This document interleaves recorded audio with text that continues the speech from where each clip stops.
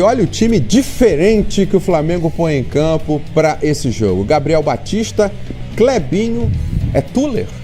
É isso? Tuller. Se não é a partir de agora, você cravou. Você abençoou, cara. Eu não se for Tiller, virou Tuller. Tuller. Gianluca, Jonas, Pepe e Ronaldo, Wendel e Lucas Silva. Eu acho que o jogo, não sei qual é a situação dele nesse momento, para usar o Lincoln no comando do ataque, né? Também acho. É que eu acho que o Lincoln voltou do período dos que saíram de férias mais tarde, né? Mais tarde. Tem um jogador aí em que o Flamengo, a torcida, ou parte da torcida do Flamengo, aliás, tem mais de um, né? Mas um especial que é o lateral direito, o Clebinho, né? O Jonas é o que tá voltando do jogador de seleção. Curitiba, é isso? É o Jonas Tiger. É o ex-Sampa Correia. E o Maldini? O Maldini, né? Maldini. Tem. Pablo Maldini, não é? Tá no elenco do Flamengo? Não sei do que você está falando. Quero falar do Clebinho. Não. Tem um moleque chamado Pablo Maldini. Na minha cabeça agora não estou lembrando. Eu estou falando aqui, queria destacar o Clebinho, que é um jogador de seleção brasileira de base, e numa posição em que o Flamengo tem uma dificuldade, que é a lateral direita. Então, é mais um que pode subir da base e ganhar um espaço. Então, olho nesse menino hoje. E muito elogiado também o PP. O Ronaldo é o que está voltando de empréstimo, né? Que é um volante que apareceu bem naquele time da Copinha, mesmo time do Paquetá e do Viseu. Tava no Atlético Goianiense. O Ronaldo não joga lá naquela ponta, né? Ele joga mais centralizado. Você não falou nada. Tava emprestado no Atlético Goianiense. Fez até um gol do meio do campo, quase, no jogo contra a Ponte Preta lá em Campinas. Mas é para observar jogadores em potencial aí que possam vir a compor o elenco ao longo do ano. É uma situação parecida com a do São Paulo. É verdade. Bota uma molecada para... Já o Cruzeiro e o Corinthians praticamente colocam os times que a gente vai... praticamente a força máxima. Só não coloca a força máxima. O Corinthians ainda tentando trazer jogadores e o Cruzeiro sem poder contar com o Thiago Neves, com o Edilson. Tá aí. Bom, o Flamengo entra em campo e joga com Volta Redonda, estaduais, pegando fogo, começando. Já tem Libertadores, 5 dias para o início da Conmebol Libertadores. Conmebol Libertadores, na última conquista do Galo, teve como grande personagem o jogador que anunciou hoje, através do seu empresário, o irmão Assis, anunciou que Ronaldinho Gaúcho deixa o futebol. PVC até falou disso aqui no início, né? Ronaldinho deixa o futebol, mas sem aquela... Cadê o jogo de despedida? Cadê a festa? Cadê Acho que vai fazer, né? Acho que vai fazer. Tá fazendo planos aí de fazer esse jogo no meio do ano, mas coisa assim, o problema que o PVC levantou é que tem um hiato muito grande, né? Do último jogo do cara. Agora realmente eu me aposentei. Eu acho incrível que a geração do Penta parou em silêncio. Cafu também foi assim. O Ronaldo parou depois. Ele ficou naquela iminência. Você parou, Cafu? Eu lembro que uma vez eu falei com ele, você parou de jogar.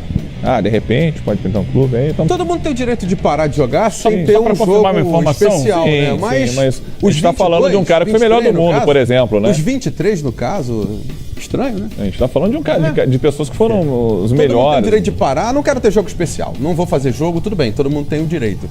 Mas todos numa relação que o Rivaldo queria ter e não teve. O Rivaldo queria um jogo de despedida e não fizeram. O Marcos fez jogo de despedida. O Marcos fez porque não soube. Mas vai cada um, né? Vai de cada um. É que às vezes o jogador também está esperando que a entidade vá lá e faça. O jogador também tem que ir atrás. Por exemplo, vai ter o jogo de despedida do Ronaldinho aí, né? Barcelona e seleção. O cara que parou sem silêncio foi o Rogério Ceni. Dos 23 campeões do mundo de 2002, quem parou sem silêncio foi o Rogério Ceni. Mas o dele foi logo na sequência. Ele atuou, terminou de jogar como profissional e já fez o jogo dele. Parei, é isso aqui, pronto, acabou. O Ronaldinho não joga uma partida oficial desde quando? Então, essa é a questão. Ele já parou faz tempo. A gente conversava até Hoje ele só falou, gente, eu acho que eu parei mesmo. A gente fazia a live antes do programa, né, no Instagram, e eu acho que a questão toda, assim, mais do que fazer um jogo de despedida ou não fazer um jogo de despedida, é o seguinte: o Ronaldinho parou com o futebol ou o futebol parou com o Ronaldinho? Porque ele, na verdade, está anunciando o encerramento da carreira porque ele já está há 2 anos aí sem ser contratado por clube algum. O fato é esse. É verdade. É verdade. Ele queria, mas cadê? O último grande momento do Ronaldinho foi no Atlético Mineiro, né? E é lamentável que seja dessa forma, porque era para ser um jogador histórico. Acho que continua sendo um jogador histórico. Ele é reverenciado, se você olhar a imprensa do mundo inteiro, ele é reverenciado hoje, aliás, desde ontem. por essa decisão de abandonar a carreira. Mas imagina se ele tivesse até hoje, nos 12 anos, desde 2006, quando acabou a carreira do Ronaldinho, acabou o brilho do Ronaldinho, com aquele momento ali de exceção no Atlético Mineiro, em que ele foi muito bem na Libertadores da América, embora na própria Libertadores, na reta final, ele já tenha caído de produção. Mas se ele, nesses 12 anos, tivesse sido o mesmo Ronaldinho, do que nós não estaríamos falando hoje quando ele anuncia o encerramento de carreira. Ele abandonou a carreira ainda em atividade. Do peso que seria isso, esse jogador para a história do futebol mundial. Mas aí, Eugênio, é lamentável pra gente, né? Talvez pra ele não seja. Eu acho que é lamentável para o futebol. Para o futebol. Olha, tem um episódio muito interessante. Do Querétaro, ele na reserva do Querétaro, tá? Sim. Foi futebol mexicano, vai ser mais fácil de jogar. Nada. Tava na reserva. Acho que não sei se eu fiz contigo o jogo. Tava na reserva do Querétaro. Então, ele abandonou a carreira ainda em atividade. Em 2006, ele foi pra Copa. Era pra ter sido a Copa dele e do Kaká. Essa bola com o Gurpeg. Era o grande momento da carreira. Era o grande momento da carreira, porque ele vinha da escolha de campeão da Champions. Duas vezes eleito o melhor do mundo. 2006, ele perdeu uma grande oportunidade. Mas o que ele apresentou no Atlético Mineiro em 2013... Exceção. Não, mas tudo bem. Se ele tivesse mantido isso que você está dizendo, Eugênio, teria futebol para jogar as Copas de 2010 e 2014. 2014 ele chegou atrasado à apresentação da seleção. Contra quem foi? Para ver se ela em Minas Gerais. Ele estava jogando no Galo, ele conseguiu chegar atrasado à apresentação da seleção. E consta que tinha tomado um negocinho. Né? Tudo bem, pode até tomar uma garapinha, mas poxa, esse é o comprometimento. Poderia ter sido.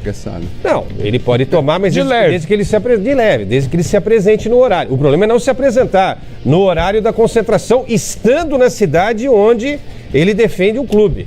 Poderia ter sido importantíssimo pra gente na Copa de 2014. Mas enfim, ele escolheu isso, né? Mas que foi um monstro. Ficou um grande legado. Foi um monstro. Enquanto esteve ali voando, foi muito bom. Foi um cara bom pra caramba, né? Tanto é que a cena do pós-jogo contra o Raja Casablanca no Mundial, que o time do Raja ganha, do Atlético elimina o Atlético, e os jogadores vão lá pra tirar a chuteira do pé direito, do pé esquerdo, do meião, caneleira. Mostra o tamanho do jogador. Deixar... viu isso no final da Copa de 70, lembra? Incrível.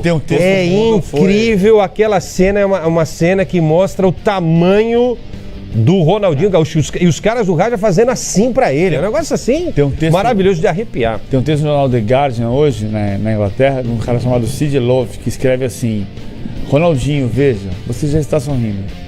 E ele fala, o texto começa assim, justamente porque ele diz do que o Ronaldinho é imbatível. Que é essa capacidade de alegria, de fazer um futebol absolutamente esfuziante. Ele não está comparando com o Messi, ele não está comparando com o Cristiano Ronaldo, ele está comparando o jogo lúdico, o jogo absolutamente espetacular. E decisivo, né?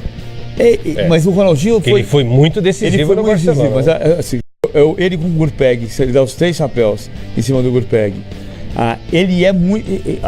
No ápice, quando ele foi 2 vezes melhor do mundo, ele foi melhor do mundo porque ele era decisivo, mas ele foi melhor do mundo especialmente por essa capacidade impressionante de inebriar. Mágico, né? Um mágico. É um mágico. É um mágico. Se a gente puder definir, eu definiria como Magic Ronaldinho. Porque talvez o maior, não vou falar da história do futebol, que eu não acompanhei a história toda do futebol, mas das últimas décadas, o maior mágico, capacidade de inventar dribles e situações. O maior Garrincha das últimas 2 décadas.